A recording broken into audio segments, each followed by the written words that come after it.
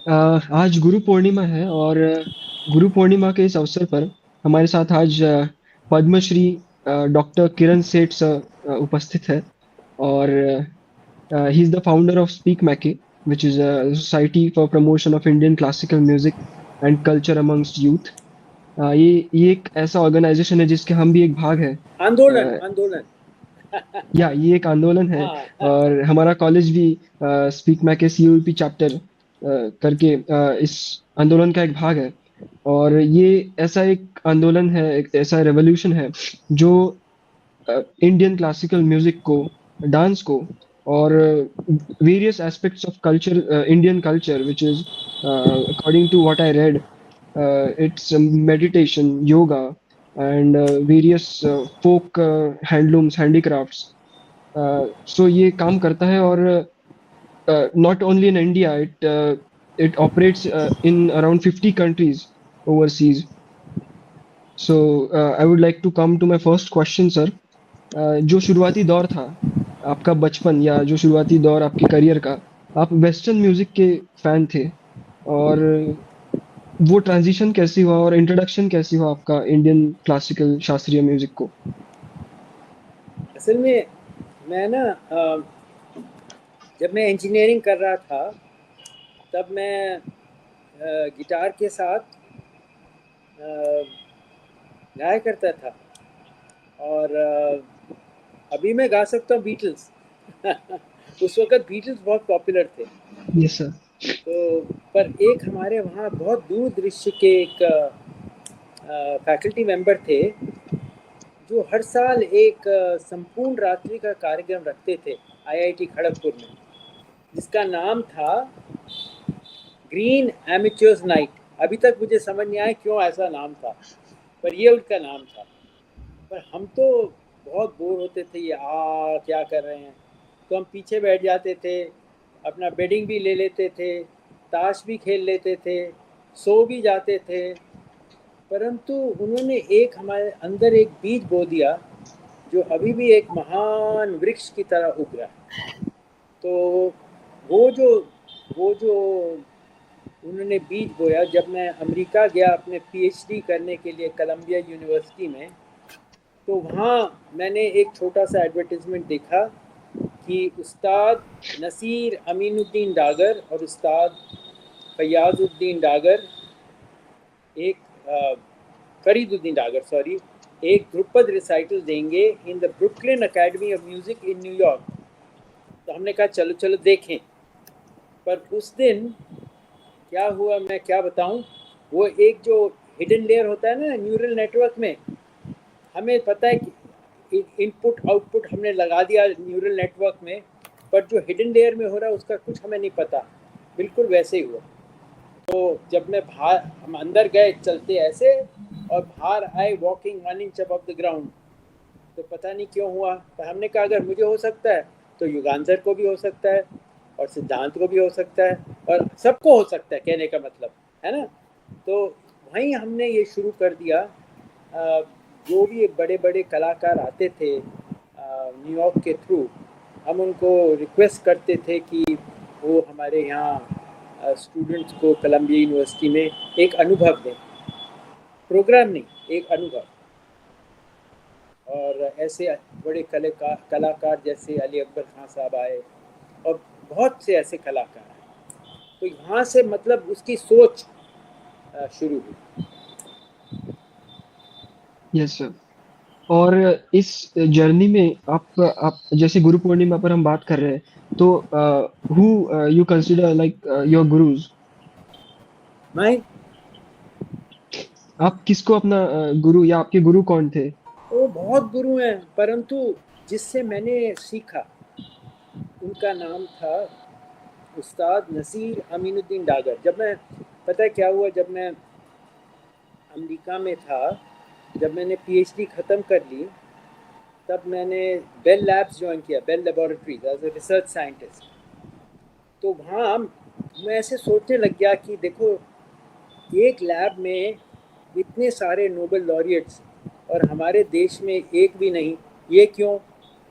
तो ये सोच में जब मैं डूबा रहा तो मैंने कहा हमारे देश में बहुत नोबेल लॉरिएट से भी, अब मुझे लगता है नोबेल लॉरिएट से भी बड़े थे, पर उनको वो छापा नहीं मिला, क्योंकि वो जो कर रहे हैं एक डिफरेंट डोमेन में। तो वहाँ मुझे ऐसे सोच हुआ कि मैं आकर के इंडिया में मैं थोड़ा सीखूंगा, थोड़ा सा ध्रुपद जो मुझे इफ़ेक्ट हुआ था उस्ताद अमीन डागर साहब से। तो जब मैं आया तो मैंने उस्ताद अमीन डागर साहब से, उस्ताद ज़हीरुद्दीन डागर, उस्ताद फयाज़ुद्दीन डागर, उस्ताद फरीदुद्दीन डागर, सारे 7 डागरों से मैंने थोड़ा थोड़ा, मतलब delta delta tending to zero, हाँ उतना हासिल किया हमने।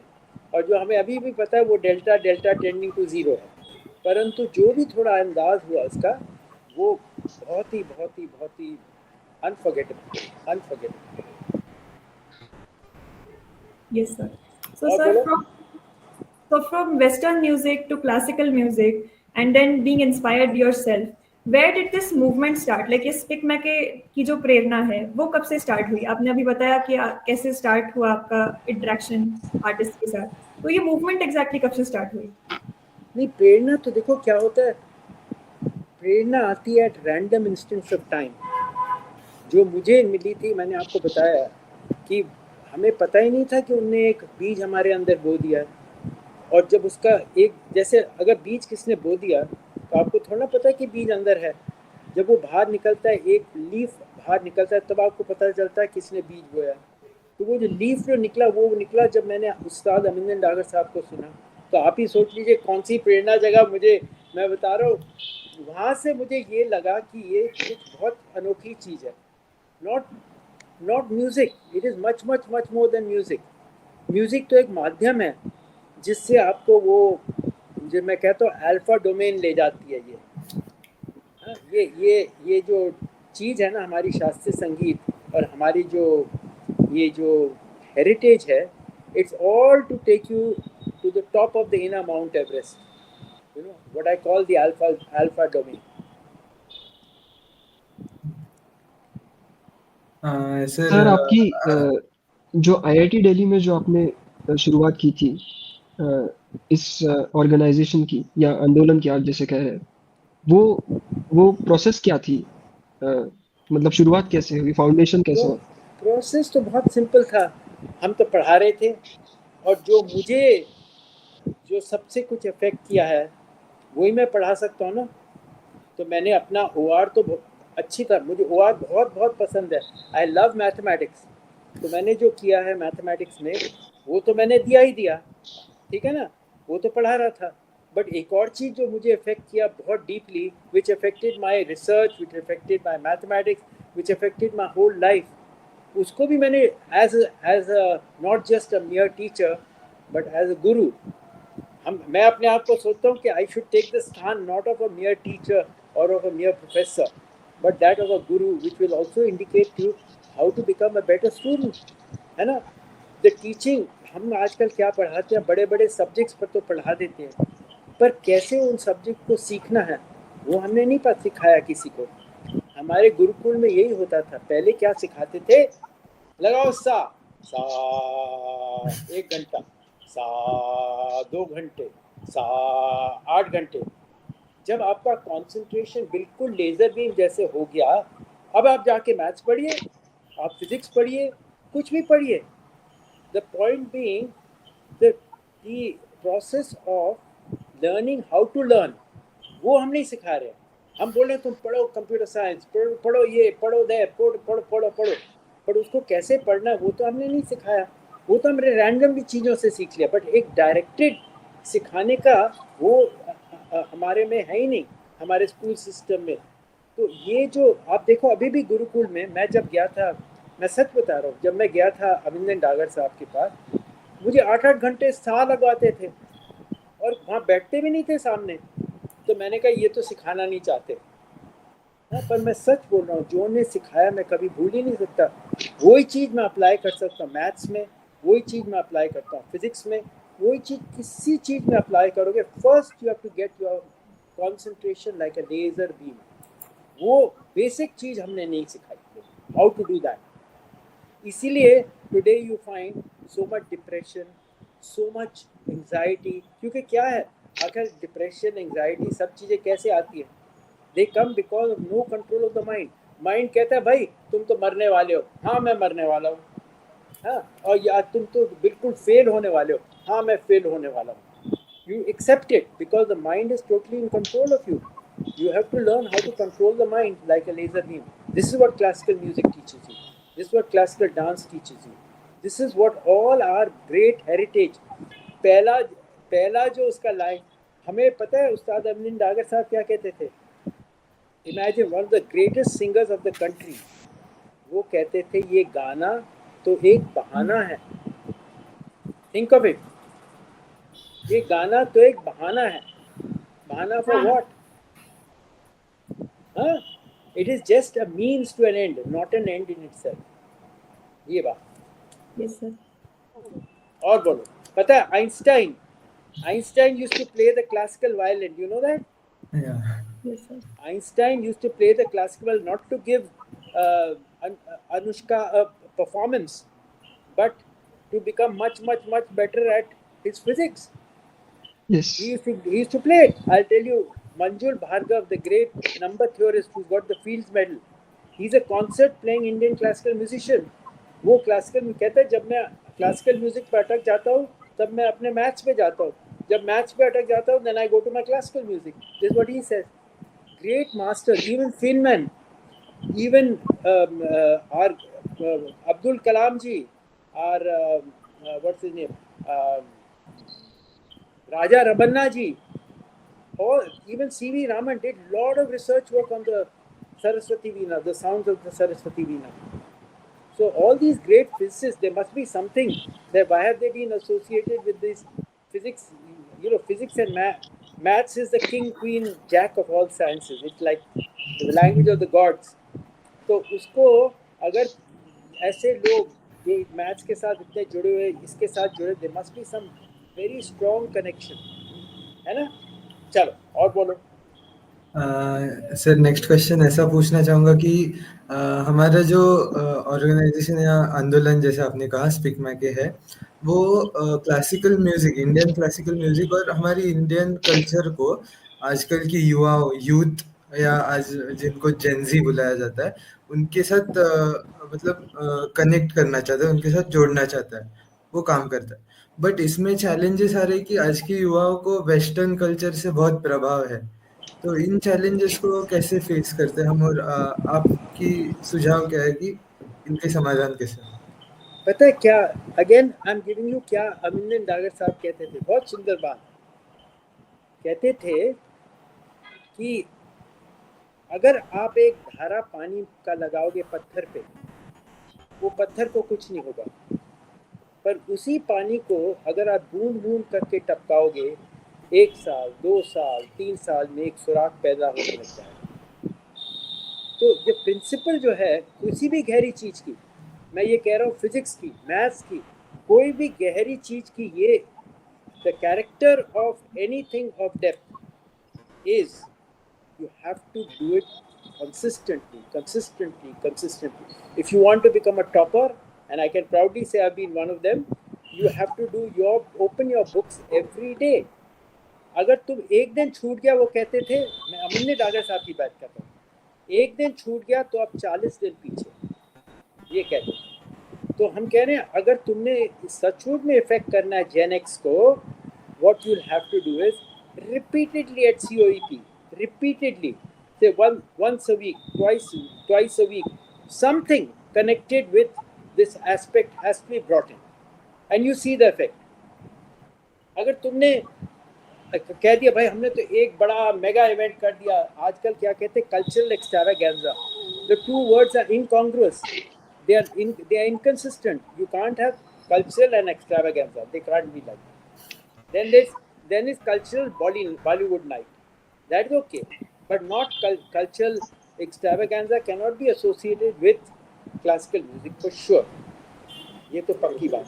तो क्या है, अगर तुम कल्चरल एक्सट्रावेगेंजा खाली करो, वो भी हम ये नहीं करें नहीं करो, because we were all involve with it. ये कहना कि भाई तुम वेस्टर्न म्यूजिक मत करो, ये मत करो, वो मत करो, that is not the way.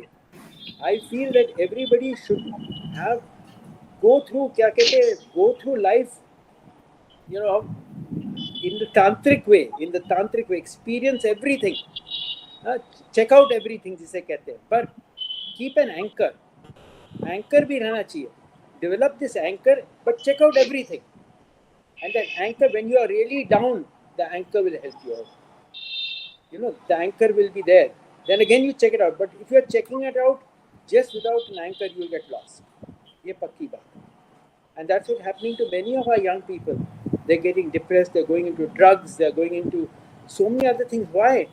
Because there's no anchor. अगर anchor होता, how do you do it?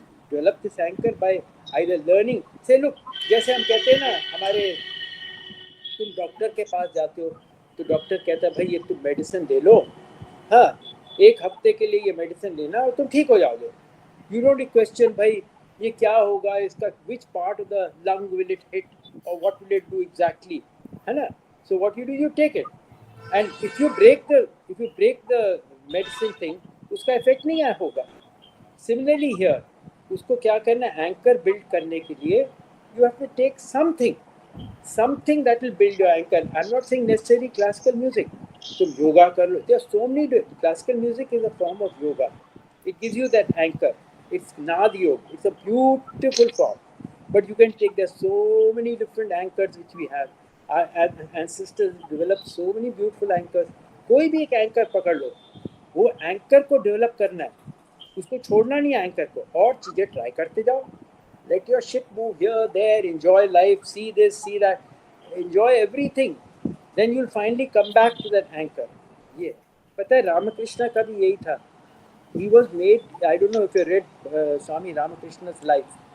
He was made to experience everything by his guru, but with the anchor.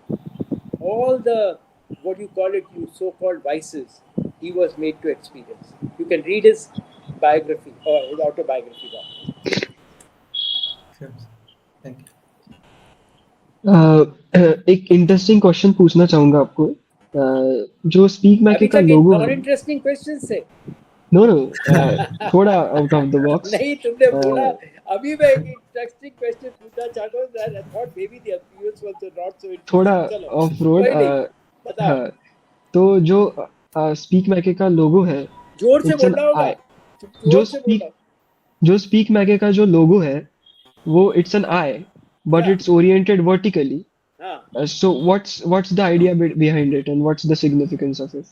देखो क्या है, इन दो आंखों से we can see what we can see, but you know there's a lot to see beyond what you can see. In the sense, पता है जो is visible, the visible energy and matter in the universe, you know how much it is? 7%, 7%. 93% of matter and energy in the universe is dark. दिखाई नहीं देता. Can you see a black hole? So the nearest black hole to the earth, you know what is its distance? 55 million light years away. I know what its weight is. 6 billion times that of the sun. And there are how many black holes in the sky? We can't see any of them. But we think, living in this little thing, we think we know it all. So what our ancestors understood this. तो उनने क्या किया, बहुत प्रयास किया. They tried to find out how to see beyond what you can see, to open this inner eye of wisdom and inquiry. This is the basic aim of SPICMACAY, not to promote classical music, not to promote classical dance, not to promote folk forms, not to promote craft, but to open the inner eye of wisdom and inquiry, by which you can see all of them, Ladakh. If you get a glimpse of that alpha domain, you will become like, you know, little like that. That's beautiful, sir. और बोलो. In this phenomenal journey, आपने और कौन सी चुनौतियों का सामना किया था? Like शुरुआत में भी it लोग इकट्ठा करना या फिर resources जुटाना. तो what were those challenges and how did you tackle that? You know, if you have to climb Mount Everest, just think of it. If you have made a resolve to climb Mount Everest, suppose, you think of what the challenges will be. It is million times that, the challenge of climbing the inner Mount Everest. Trillion times that. you know what happens is that the difficulty is that you yourself don't know what you're climbing. Outside you can see the Mount Everest, but inside you can't see it. So it all is to be done by Anubhav. It's a very tough thing. So first thing is you just go on intuition. You say भाई ये करना है क्योंकि इसमें कुछ है, हमें पता नहीं क्या है पर है कुछ. अभी भी मुझे नहीं पता क्या है, मैं तो खाली ये कोशिश कर रहा हूँ पता करने के लिए इसके अंदर है क्या. समझ आया? तो उससे क्या करना होगा, कोशिश करनी पड़ेगी. तो इसके लिए हमने कहा जब हम कोशिश कर रहे हैं हम अपने युगांधर को भी थोड़ा सा बता दें भाई हमने ये एक्सपीरियंस किया, ठीक है ना. तो हम क्या करेंगे, हम बोलेंगे भाई तुम भी ट्राई करो, तुम भी ट्राई करो. उसने कहा भाई 99% करेंगे, हाँ हाँ करेंगे करेंगे पर नहीं करते. तो एक पकड़ लिया, तो एक ने पकड़ लिया तो वो भी यही कहेगा देखो इतना अच्छा है यार, मैं अपने अनुष्का को बताऊं. तो अनुष्का कहती है मैं ट्राई करती हूँ. हाँ, Anushka may be not one Anushka but may be 100 Anushkas, and then one Anushka catches it, and then she goes. That's how it goes. This goes very slowly. The graph is not, it's not like this. The graph is very, very, very slow. But as I said, if you keep doing it, you will succeed. पहले क्या difficulty थी? सब कहते थे कि तुम कितना पागल हो, you are wasting your wonderful research career on this गाना बजाना. This is what people used to tell me. हाँ, तो फिर क्या है, you not only did you get no support from anyone, you just had to go by intuition. Intuition is a great thing. कहना ये नहीं, इसमें कुछ है. I'm sure the student will be able to do better in maths, better in OR, better in whatever I'm teaching them if they get associated with this. That is the conviction which I have. So it is more out of conviction that one did it, and then you'll face so many roadblocks. If I start naming the roadblocks, the whole interview will end off there. I just say it's very tough, but you have to keep going in any tough journey. Yes, sir. Sir next question ऐसा है कि speak मैके ने schools और colleges में ऐसे काफ़ी events अभी तक ऑर्गेनाइज किए हैं, जैसे बड़े बड़े पंडितों और विद्वानों के टॉक्स, वर्कशॉप्स, डेमोन्स्ट्रेशंस एक्सेट्रा. तो इसकी जो प्लानिंग और इसके बिहाइंड जो फाइनेंस या सभी का प्लानिंग, मतलब ये जो टीम करती है, इसके बारे में आप थोड़ा बता सकते हैं? इसका क्या प्लानिंग है? हाँ, मतलब जो इसके लिए दिनचर्या क्या होती है, ऑर्गेनाइजेशन कैसा होता है? देखो क्या है, मैं तुम्हें बताऊं, आपको आपने वो है ना जो बम्बई में डब्बे वाले थे, they didn't go to any business school. But how they organized it so beautifully. सारे डब्बे चले आते थे. क्यों? They were convinced about this. You see, Mother Teresa, she didn't go to any management school. She got together group of people whom she was able to convince about the intrinsic quality of this thing what she was doing, so she can get the much more than a management school can give. Aise, if suppose I can convince Anushka, Yugandhar and Siddhant, if I can convince the three of you, not just in terms of saying bhai tumhe ye karna chahiye, you should have a Excel sheet and then you should do this and you should do that, you will be able to do much more than any of these things. So our job had always been to try and touch the soul of a student or the soul of a young person or the soul of a senior person, and then it's on autopilot. वो खुद ढूंढ लेते कैसे करने का. It's a very disorganized movement. I'm telling you, SPICMACE is extremely disorganized. It's a disorganizedly organized movement. That's what I'll call it. Yes, sir. So, concluding the session, हम आपको as a गुरु देखते हैं, और जो आजकल के एस्पायरिंग यूथ है जो इंक्लाइन कर रहे हैं इंडियन कल्चर की तरफ, इंडियन म्यूजिक की तरफ, उनको आप क्या एडवाइस देना चाहेंगे या कोई सजेशन देना चाहेंगे? मैं ये कहूँगा, don't treat music as an end, music as a means to an end, बस। इस कहने का मतलब है अच्छी तरह सीखो, पर याद रखना that तुम not to go into dance baby dance or that or a reality show of India's talent or whatever. That should not be the aim, in my opinion. The aim should be for your own journey, as I said, to climb that inner Mount Everest. That's my feeling. Then you will come up with the music. The music will be a byproduct. देखो क्या होता है again I'm telling you what great Amindan Dagar Sahab used to say. He says सब कुछ सीखना है, सब कुछ सीखना अच्छी तरह, और तो फिर जब सीखते जाओ उसके बाद सब कुछ भूल जाना. This is what he used to say. जब तुम ऐसे स्टेज पे आ जाओ और सबको भूल जाओ. That's like a ladder which you climb.